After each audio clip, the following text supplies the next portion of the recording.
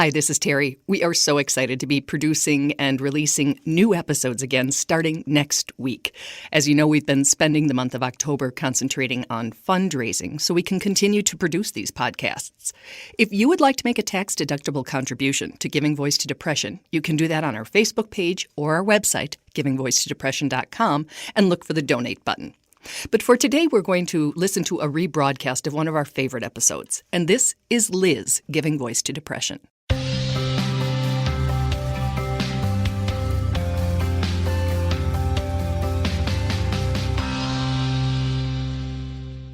Hello, and thank you for joining us on Giving Voice to Depression. I'm Bridget. And I'm Terry. More than 350 million people worldwide suffer from depression, but you do not have to have it yourself to be affected by it. Its prevalence pretty much guarantees that someone you care about battles its darkness. This podcast tries to shine some light into that darkness.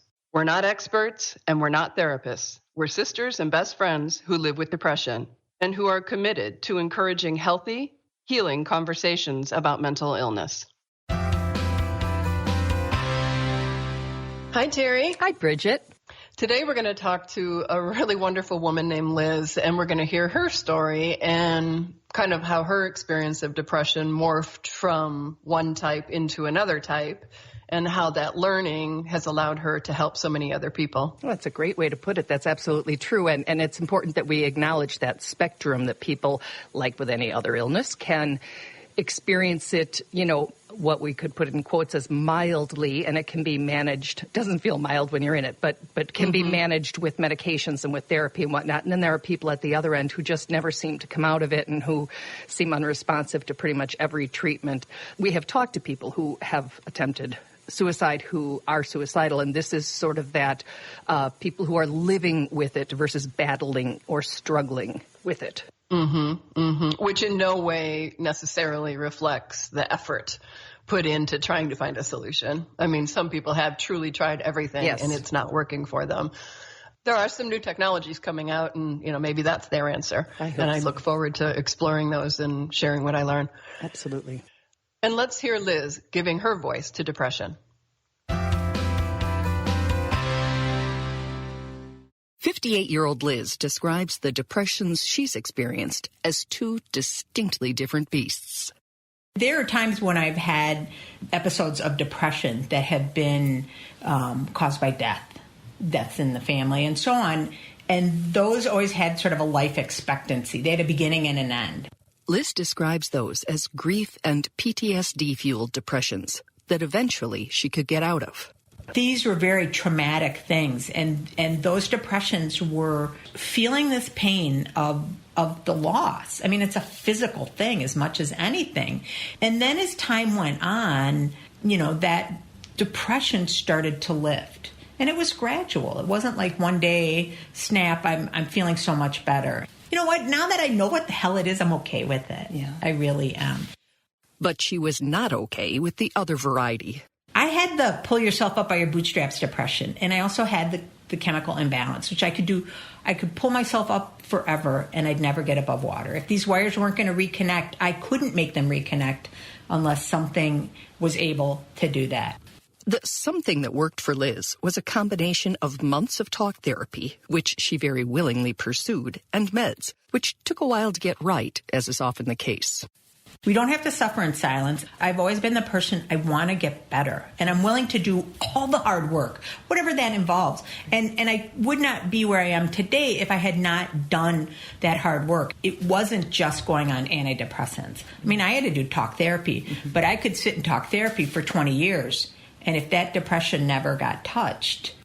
And as clear and vocal a mental health advocate as Liz is, she understands that clarity is usually unavailable in the moment. I didn't know. It took somebody else to see this, and somebody else identified it for me and said, I think you have depression. And at that point I was like, I think you're right. This feels different. That person recognized Liz's depression because she battles it herself, though she would never acknowledge that publicly. Fortunately, Liz does, and in the pay-it-forward way she lives, she recently noticed changes in one of her friends and stepped in. And I said to her, I think you may have some issues with depression. That friend, who is in the medical profession, was very resistant to the idea of taking meds. But knowing how they help her, Liz persisted. So it took a while with her, and the last time I saw her, I mean, she was at risk of losing her family. I finally said to her, I said, I hope you can get to the point where you can understand that this is not a failure on your part. If you can trust me, because I've been through this, you will feel better. Find a doctor you really trust who will walk you through the journey, and know that it's going to be hit and miss for a while. I just saw her yesterday, and she's been on the antidepressants, and it levels the playing field. She's not any different. She's just more of herself without having to carry an extensive amount of baggage, is probably a good way to look at it. Beyond therapy and antidepressants, Liz has experimented with and fine-tuned a list of self-care tools when depression's darkness descends. It includes Pakistani music, meditation, acupuncture, and the clear need to get outside. Nature is my healing place. It absolutely is.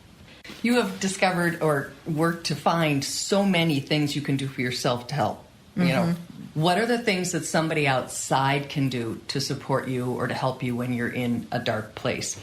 For me, I think it would be being present and checking in.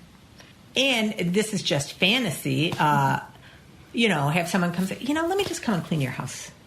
Something like that. That's something I would do for somebody. And that's something if somebody offered to do that for me.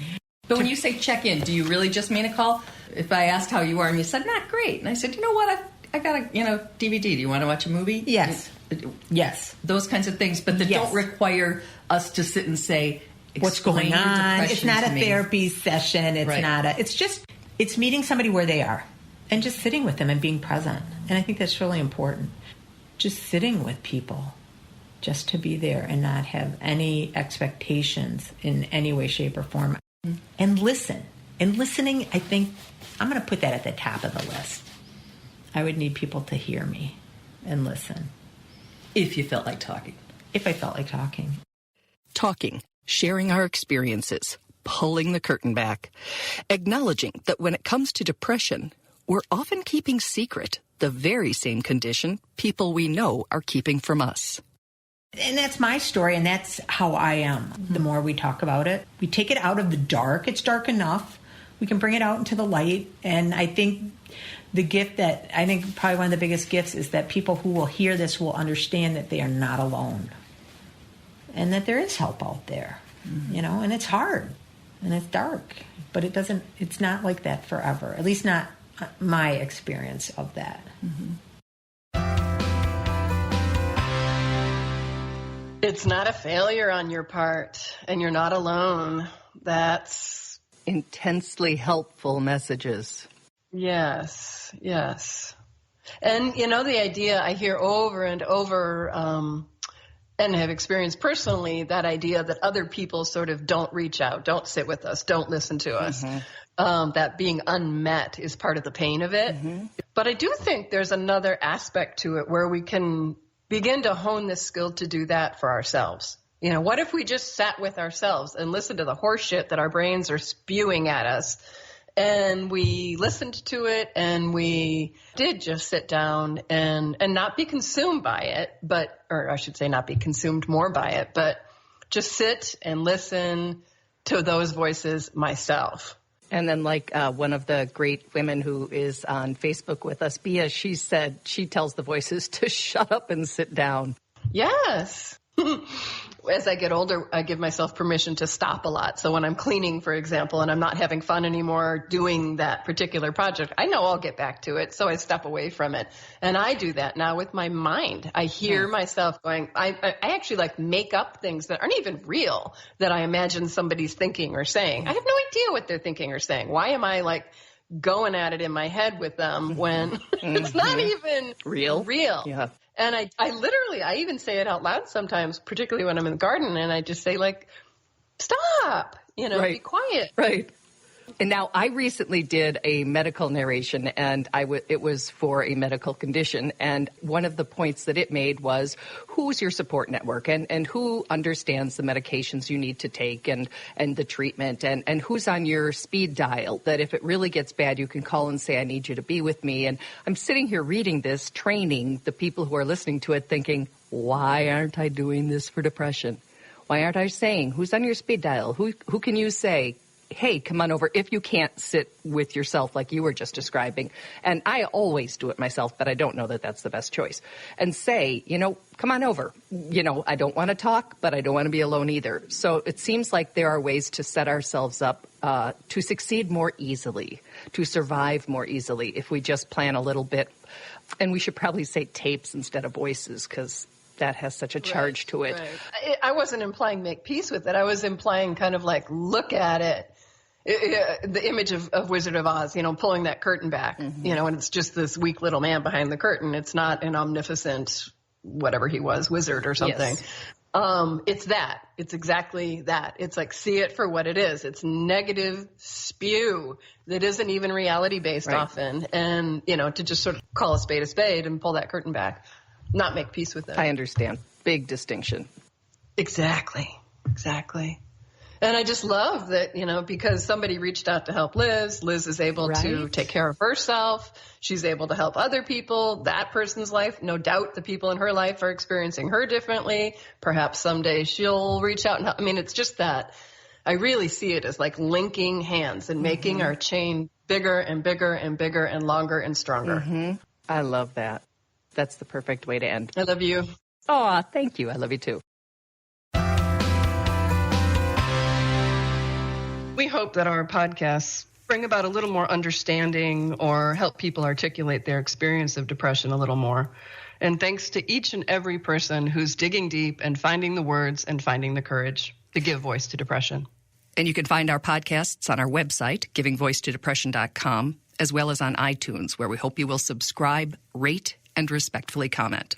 And please remember, if you're hurting, speak up. If someone else is hurting, listen up.